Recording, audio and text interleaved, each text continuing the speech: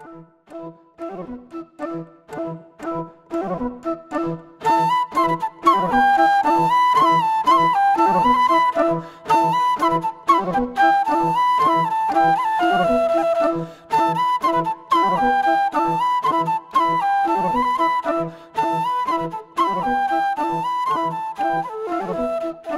gente pode encontrar uma dificuldade quando se fala de imaginação, né?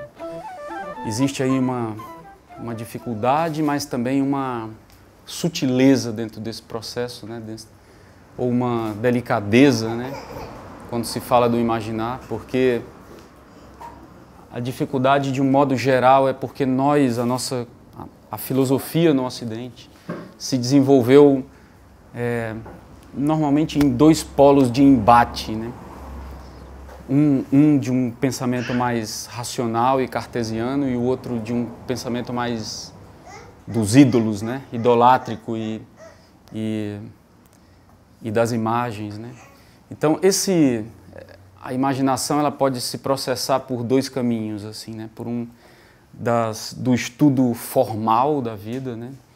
Essa mesa, então pela forma dessa mesa eu posso abstrair, posso retirar dessa mesa formas fundamentais, que são as formas da geometria, e essas formas nos ajudam a pensar de maneira mais concatenada, mais linear, né? E estruturam um pensamento com menos representação imagética, né? E mais sóbrio, né? Mais apolíneo, né? Que são que é a geometria em si, né? Platão foi falar disso aí lá no comecinho, né? E foi dizer que existe as formas geométricas, as formas puras, das ideias puras, estão logo abaixo de algo que não se apreende, né? De algo em que o pensamento chega de forma tão pura que não existe nenhum tipo de imagem, né? Então, Platão, de algum modo, inaugura um pensamento sobre a geometria e o comportamento linear do racionalismo, né? Do pensamento racional. E mais adiante, lá já inaugurando uma modernidade, Descartes vem e por um problema cultural da época, de conflitos religiosos e conflitos políticos e sociais, ele vai querer buscar uma espécie de paz social, uma espécie de armistício para que os povos dialoguem, né? E esse diálogo precisa ser mais universal, né? Então ele vai examinar a consciência e vai ver que dentro da consciência existem níveis, né? Na consciência em que um primeiro nível são os sentidos, né? Então a gente absorve o mundo pelos sentidos, mas isso pode mudar muito, né, a nossa percepção sensória das coisas. Se eu estou com febre, o sabor das coisas muda do que quando eu não estou com febre, ou de um determinado tipo de alimento que eu como que interfere no sabor de outra coisa. Então o que eu ouço, o que eu vejo depende do meu estado, do dia, e isso é instável, né? Não é possível se discutir algo de um nível de universalidade que todos compreendam a partir dos sentidos. Então ele foi para outra instância da consciência e viu que tem a imaginação, né? Que é uma coisa que não se segura, que é sinuosa, que se modifica o tempo todo, que depende muito da individualidade de cada um, né? E que uma hora a gente pode pegar um corpo de um animal e colocar o tronco de um homem com cabeça e ser um centauro, ou que em outra hora pode ser uma criatura que é do mar e da terra e mistura rabo de peixe com corpo de pessoa. Então é algo muito obscuro, né? Não se segura isso. Então, uma coisa que depende da individualidade de cada um vai ser difícil negociar numa comunidade. Vai ser difícil o judeu entender, ou o árabe, ou o muçulmano.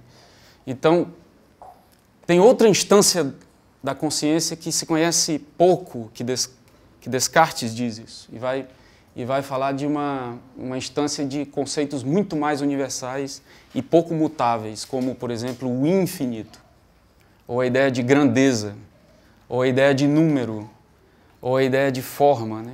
O quadrado tem todos os lados iguais para o judeu, para o árabe e para o cristão, né?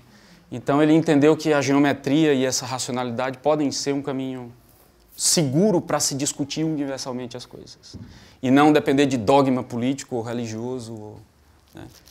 Então ele teve essa intenção, a princípio, muito generosa, né? De querer encontrar um pensamento comum para se caminhar, né? Para se equilibrar, né? Um pavimento mais seguro para discutir as coisas. Só que não imaginava as consequências disso, né? Não sei se imaginava, mas aonde isso foi repercutir no Ocidente, em que camadas isso se enfronhou, né? Tão profundamente. E, em especial quando o escolasticismo, né? A igreja, o cristianismo, mas principalmente com Tomás de Aquino, vai se unir a essa forma de pensar e vai dizer, mas essa é a mais segura. Essa é uma via que pode, inclusive, levar ao suprassensível, né? Ao divino, né? Porque essa via, ela faz a gente, quando elabora um pensamento teológico, ou social, ou político, a gente pode fazer uma asepsia, uma higiene, e tirar as coisas que não são muito seguras e nos servem. Especialmente as coisas do corpo, os sentidos, tiremos o corpo.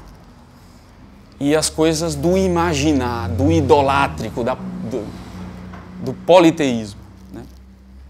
Então, vai resgatar Moisés lá, que desceu lá de cima do monte com as leis inscritas na pedra, né? Com padrões de comportamento definidos. E quando chega lá embaixo, a turma lá do vale está curtindo o bezerro de ouro, já, né? Já entrando numa fase lunar muito poderosa na humanidade, assim, da deusa, né? Em que uma dimensão, uma fase solar vai minguando e vai entrando numa fase muito ameaçadora, que é a fase da deusa, né? Mas o judaísmo conseguiu segurar essa dimensão monoteísta com muita força, né? Com muita inteligência também, com muita resiliência, né? Tem aspectos muito positivos e interessantes dentro disso. Mas segurou uma coisa muito dura, né? Solar e forte, né? E que o cristianismo absorve e une a Descartes, e isso se irradia para o nosso pensamento, né? Para a nossa educação, o escolasticismo, as escolas e toda uma doutrinação de comportamento moral, né? E toda uma desconfiança que o Ocidente começa a ter da imaginação, né? Não é algo seguro para se discutir. Não é algo que diga respeito a um caminho do desenvolvimento da interioridade do homem, do desenvolvimento social do homem. A expressão estética, ela pode ser usada, mas precisa ser usada para o bem da teologia, ou para o bem de uma filosofia que era teológica na Idade Média em especial. Bom, num outro percurso, existem movimentos que são marginais e que o Ocidente sempre fez questão de deixar de lado, até hoje, né? Os alquimistas, os herveiros, as mulheres que viviam nos bosques buscando os remédios da natureza, entendendo a morfologia das plantas e percebendo que essa morfologia estava ligada a uma forma primordial da natureza e que essa morfologia é espelho da nossa forma, da nossa corporeidade, da nossa interioridade, né? Daí advém muitas ciências, como, por exemplo, os florais, que hoje se reabriram, né? Que começou com Edward Bala na Inglaterra, no começo do século XX, mas que já vem de uma alquimia do Paracelso, né? Que criou todo um conceito da identidade, da assinatura das plantas, né? Por exemplo, no pensamento dos florais, né? Uma planta, tirando um pouco os florais, os caboclos mesmo da mata, da Amazônia, do sertão. Outro dia eu caminhando com um senhor, um caboclo, num sertão lá do Ceará, e tem uma planta que chama cipó de escada, que ela é cheia de curvas, assim, e uma parte as curvas dela parece assim uma pessoa, uma espinha, igual assim a espinha dorsal, e aqui parece que tem outra pessoa em cima e outra, a planta é assim, né? E na base da planta tem um espinhozinho assim na curva. Eu perguntei para ele, seu Zé Lauro, para que serve essa planta aqui? Como é o nome dela? Ele disse, pó de escada. Serve para quê? Hérnia de disco. Então, essa coisa de ler a assinatura da natureza como um espelho da nossa corporeidade, reconhecendo que nós somos natureza, né? Que não tem essa coisa de que a gente precisa tirar o corpo para poder a gente alcançar um... Nessa influência, o Kant disse algo muito especial, que é lido como um racionalismo, né? Ou uma negação do corpo e dos sentidos, mas ele disse algo muito especial que a filosofia do Ocidente não leu, né? Só leu o racionalismo do Kant. Mas o último Kant, o já mais velho, ele vai dizer assim, sobre a imaginação. Ele vai dizer, a imaginação, ela transmite a sua contrição para o pensamento, para que este alcance o suprassensível. Essa ideia do suprassensível está aliada à ideia da metafísica de sair do corpo, sair do sensório. A imaginação transmite a sua contrição para o pensar, para que o pensamento consiga alcançar o suprassensível. Mas esse suprassensível no Kant também tem um sentido das ideias, por exemplo, do infinito, as ideias do nada, as ideias do cosmos, né? Então, só é possível alcançar essas coisas pela imaginação. Não é o pensamento em si, ele não tem a capacidade de transcender, ou de se aprofundar e imiscuir na natureza e ver que as formas do mundo podem ser espelho das nossas formas corpóreas, ou que o nosso corpo, a nossa interioridade se refratam nas formas do mundo, né? Ou que o cosmos é espelho do que somos, né? Do microcosmos, né? Então, sem a imaginação, a gente não alcança essas coisas, né? Então, ela, segundo Bachelard, ela é uma faculdade e mais, é uma força da natureza, né? Bachelard diz isso claramente, né? A imaginação é uma força da natureza, né? Então, antes de Bachelard, existe todo um movimento de teóricos, que é especialmente o Círculo de Eranos, em que o Jung, o Karl Kerén, o Michel Eliade, que são pensadores que vêm no movimento do final do século XIX, que vão encontrar as culturas escondidas, né? E os sinólogos os linguistas que vão resgatar línguas mortas né? E trazer toda uma mitologia que não se conhecia no Ocidente. E aí começa a abrir um pensamento de pessoas que vão também encontrar nas margens da nossa cultura aquilo que foi perseguido, abolido, que trabalhava justamente com os ídolos, né? Justamente com o simbólico, que é a sinergia, a inteireza, né? Javier Naranjo, um professor de uma escola, não na Bolívia, mas... Não é Chile, Javier Naranjo é chileno, mas esse trabalho ele fez na Colômbia, Casa das Estrelas, né? Um dicionário para as crianças. Aí ele vai lá, então ele vai dizer assim, violência. Aí a criança diz, acho que é uma criança de 8 anos, vai dizer, é a parte ruim da paz, né? Violência é a parte ruim da paz. Ou seja, as coisas estão integradas, né? Não existe assim uma paz pura, né? Pelo menos nesse mundo, né? E uma violência pura, né? Para que se conheça a paz é preciso talvez viver-se atribulações, né? Para que se reconheça o valor da paz é necessário às vezes se reconhecer a força da violência e o que ela é capaz de fazer, né? Para se refletir profundamente sobre a paz, talvez é preciso se viver dimensões de profunda dor, né? Senão pode ser que a gente fique numa superficialidade do mundo, né? Achando que a vida é só um idílio, assim, né? Então, o simbólico, ele sinergiza um campo de completude, né? Que a criança está mergulhada nesse campo, né?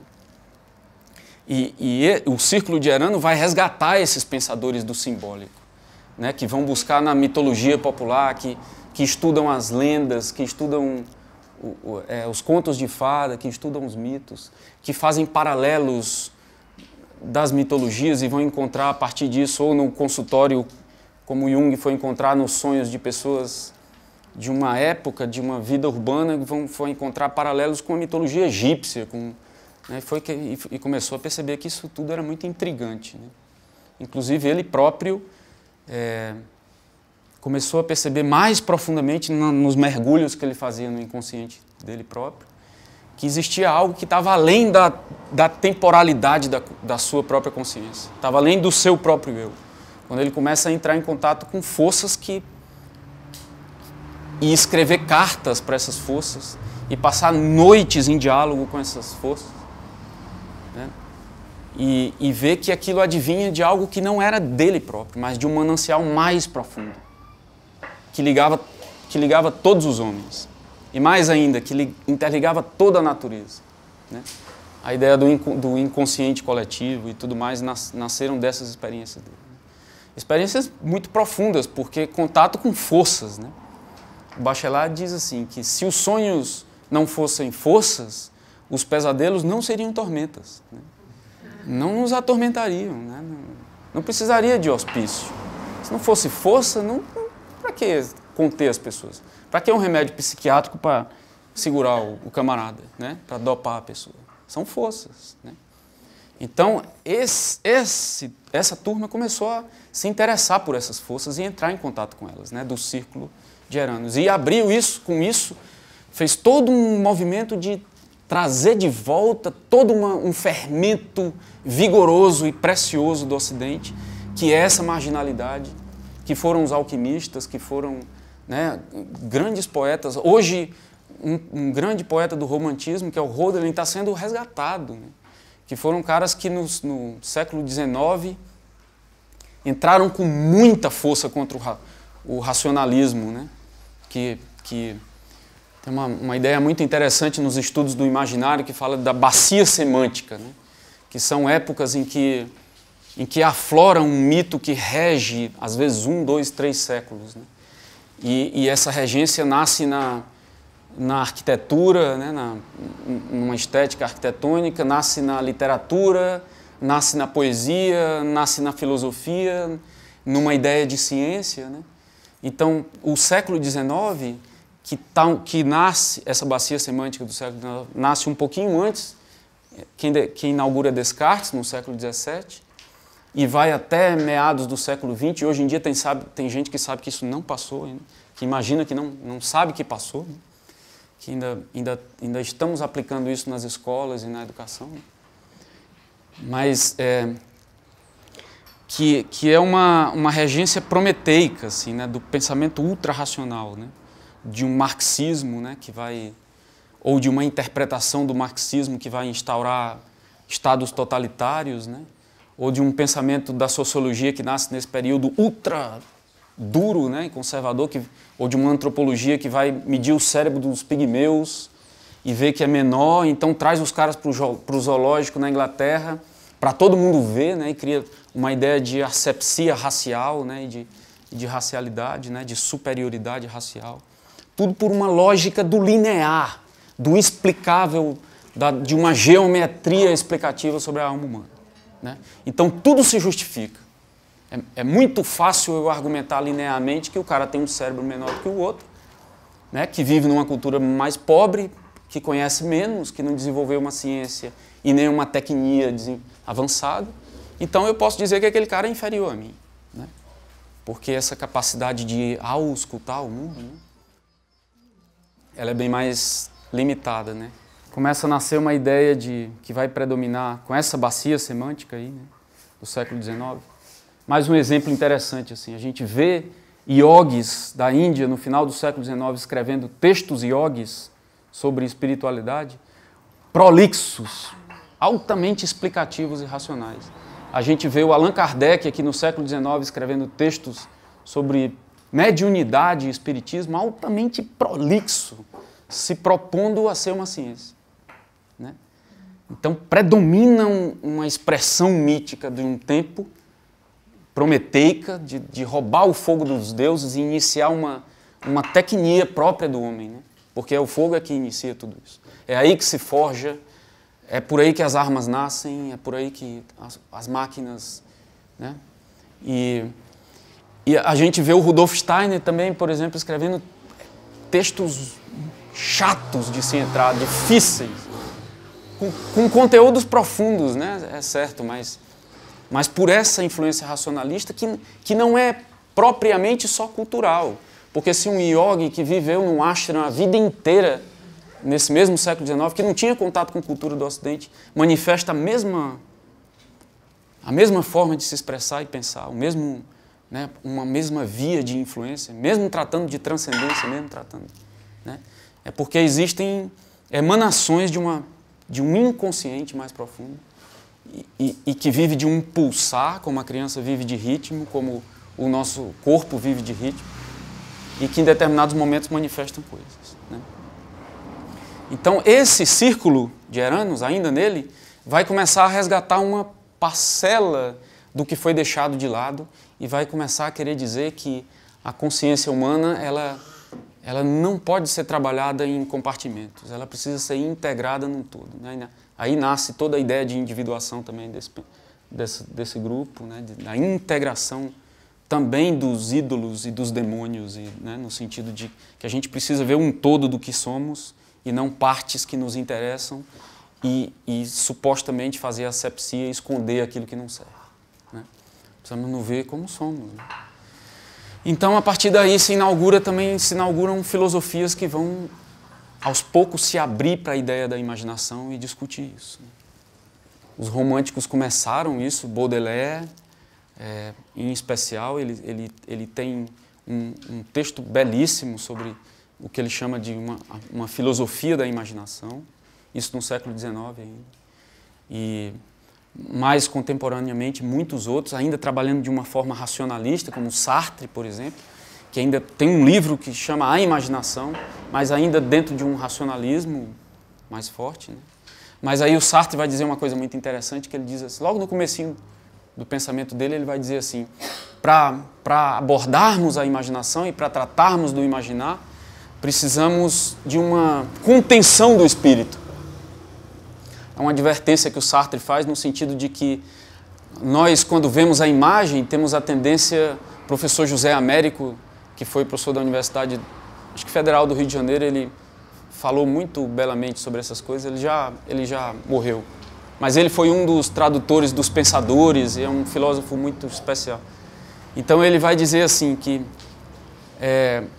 nós, com a nossa querendo ser sempre inteligentes e com a nossa pretensão de querer encontrar o significado em tudo, se não trabalharmos com essa contenção do espírito, é muito provável que a gente atropele as imagens, porque são forças muito delicadas. É que nem pegar um saci, né? Ou é que nem a gente vê as crianças brincando e dizer assim, mas repete para mim aí, por favor, diz de novo, né? Então, como é que é? Né? E aquilo é muito fugaz, aquilo não se segura, né? Então é uma coisa muito delicada. E para a gente se aproximar dela, é preciso um nível de delicadeza na nossa alma, né? E intuitivo, né? De percepção muito menos racional e focal e muito mais intuitiva. Né? E isso é difícil para nós. Aí reside a dificuldade, diz o professor Zé Américo, porque a gente é educado na racionalidade, na explicação, no significado. Né? A gente chega diante de uma obra de arte, em especial a arte moderna vai trazer essa é como que fosse assim uma revanche da imaginação, querendo espaço para se expressar. Né? O Jung dá uma imagem muito interessante sobre esse espaço do inconsciente para se expressar, que ele vai dizer assim, que os alemães são muito frios, mas será que são mesmo frios? Né? Uma cultura que produziu um Goethe, um Wagner, será que é uma cultura fria? Né? Aí o Jung vai dizer assim, os alemães, desde o século XVII, suprimiram tanto a sua alma criadora e os seus mitos e ídolos com um racionalismo justificado a partir de um Kant e etc., que quando Odin emergiu na forma de um Hitler, na forma destruidora. Suprimiram tanto esse manancial, essas forças inconscientes, que quando elas emergiram, elas vieram destruindo tudo, né? E eles reverenciaram aquela força destruidora porque é a essência deles. Só que ela veio de uma forma destruidora. Se entregaram para aquilo ali. Porque, no fundo, era a sua própria intimidade. Era Odin, né? Era Freya, era Nimrod, era a grande árvore da vida, mas que estava criando desvios e adoecendo por toda uma justificativa racionalista impressa nas instituições, na arquitetura, no pensamento filosófico, na ciência, né? Então, essas forças, se não podem se manifestar, criam adoecimentos, né? E isso a gente começa a ver nas artes modernas, que começam a nascer quebrando com isso tudo e arrebentando essa ideia da perspectiva, né, que ainda hoje é cultuada, né, da perspectiva do renascimento de quadros, né, com uma visão... Tem estudos muito interessantes que vão dizer assim, a arte oriental, ela mantém a paisagem e muda a perspectiva, especialmente a arte pictórica. A arte ocidental, a tradição dela é manter a perspectiva e mudar a paisagem, né? Isso tem significâncias profundas na forma de pensar de cada um, né? Se eu mantenho a paisagem, se eu mantenho a perspectiva e modifico a paisagem, é porque a paisagem me encanta muito mais e me seduz muito mais do que a minha capacidade de vê-la de diversos ângulos. Eu estou estanque, eu sou seduzido muito mais pela visão. Se eu mudo a perspectiva o tempo todo e mantenho a paisagem ela me seduz, mas me interessa muito mais saber o que está por trás dela, a profundidade dela, né? Então são óticas muito diferentes, né? Que as artes modernas vão trazer isso. É muito difícil a gente chegar na frente mas a gente tem essa tendência de chegar na frente de um quadro Kandinsky, por exemplo, e o que é isso? Hoje é um absurdo, assim, né, perguntar isso no museu, assim, cheio de gente, é quase que vergonhoso, assim, né? Mas interiormente a gente fica... O que será que significa isso? O que será que ele quis dizer com isso, né? A gente não espera a imagem ser. Normalmente a gente aborda a imagem sem esperar que ela se diga por ela própria, né? A gente tem a tendência de querer logo saber o que significa, logo saber o que é. E não espera sentir, não espera intuir, não espera, né? É claro que a gente vem se educando, né? Depois de muitas, né? Pequenos fermentos vêm se educando, né? O grosso eu não sei, mas isso, por exemplo, uma ideia de que a gente vem se educando é que com a música a gente nem tanto, né? Com a música a gente ouve e às vezes não está interessado muito no sentido da música, né? Muitas vezes a gente pode ouvir uma música que é uma narrativa, uma fuga de Bach, por exemplo, mas a gente não vai ali procurar onde é que está o tropego dos cavalos e a carruagem, né? A gente vai sentir mais o Bach do que... Ou qualquer outra música contemporânea, em outra língua, né? Então a música nos alcança mais. Mas também muito mais porque os ouvidos são órgãos da noite, segundo Bachelard. São maternos, são lunares, né? A visão é patriarcal, é dominadora, é dura. Ela vê, Sartre fala do complexo de Medusa do Ocidente moderno. Ela vê e quer cristalizar, né? Heidegger diz, né? A fotografia é a panaceia do mundo moderno, né?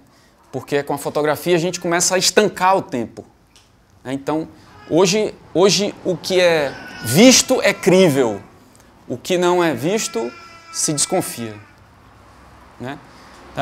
Quem trabalha com cultura conhece bem isso, assim, mas, por exemplo, a gente vê, principalmente quem já participou de seleção de projetos em editais, então os projetos mais críveis são aqueles mais bem apresentados visualmente, né? E às vezes a gente vai lá ver o projeto e o negócio é meio... não se segura bem, assim, né? A partir do... né? Mas contratam boas pessoas da imagem, né? Mas, claro, isso a imagem tem a sua função, né? A imagem visual construída no Ocidente, a visualidade, o cinema, a fotografia. Mas o que a gente está falando aqui é de uma hipertrofia disso, né? E da gente dar muito mais valor para isso do que, por exemplo, para um lugar em que as crianças estão, né? Que as crianças então estão muito mais na audição do que na visão, né? Ou são muito mais da intimidade tátil. O tátil é um sentido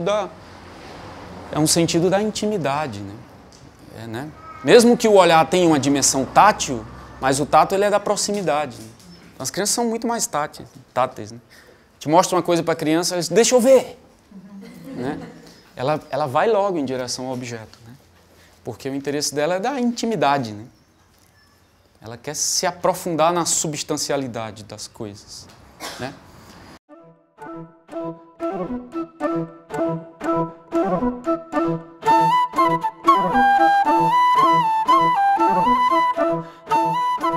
Thank you.